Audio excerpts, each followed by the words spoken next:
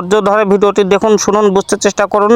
যে সমস্ত মেয়েদের বিয়ে হওয়ার পরে ডিভোর্স হয়ে গেছে, 6 বছর 10 বছর 5 বছর হয়েছে, বাপের বাড়ি ছিল, বিয়ে হয়েছে 2-4টা, সেই সমস্ত মেয়েরা বুঝতে পারছে যে স্বামীর বাড়িতে সুখ পাইছে না শান্তি পাইছে। আর যারা স্বামীর সংসার এখনো করতেছে তারা বুঝতে পারে না যে তারা জীবনে সুখ শান্তি পাইছে কি না। কারণ স্বামী যে শাসন করে, এরকম পুরুষের চোখের নজর থেকে হেফাজত করে স্ত্রীকে, এই কারণে মেয়েরা মনে করে যে স্বামী ভালো নয়, আমাদেরকে স্বাধীন মতো চলতে দেয় না। যেমন ছোট বাচ্চা একটা ঘুড়ি আকাশে উড়ায়, সুতাটা যখন ধরে থাকে এদিক টানে ওদিক টানে, ঘুড়িটা বিরক্ত হয়ে যায়, বলে যে আমাকে কেন যে শাসন করতেছে, কেন এদিক ওদিক টানতেছে, আমাকে যদি ছাড়ি দিত আমি যেমন মন চাই তেমনি চলতাম, স্বাধীনভাবে চলতাম, ঘুরতে পারতাম, ইচ্ছা মতো বেড়াতে পারতাম। কিন্তু ঘুড়ি বোঝে না যে সুতা ছাড়ি দিলে সে যেখানে সেখানে পড়ে যাবে, আগুনে পড়বে, পানিতে পড়বে, সাগরে পড়বে, ওরা আরও জীবনে দুঃখ কষ্ট শুরু হবে। ঠিক তেমনই মেয়েরা স্বামী থাকতে স্বামীর মর্ম বোঝে না। স্বামী বলে যে আমি তোমার সংসারে সুখ পাই না, শান্তি পাই না, এই সমস্ত কথা বললে আল্লাহ খুশি হন না, আল্লাহ বেজার হন।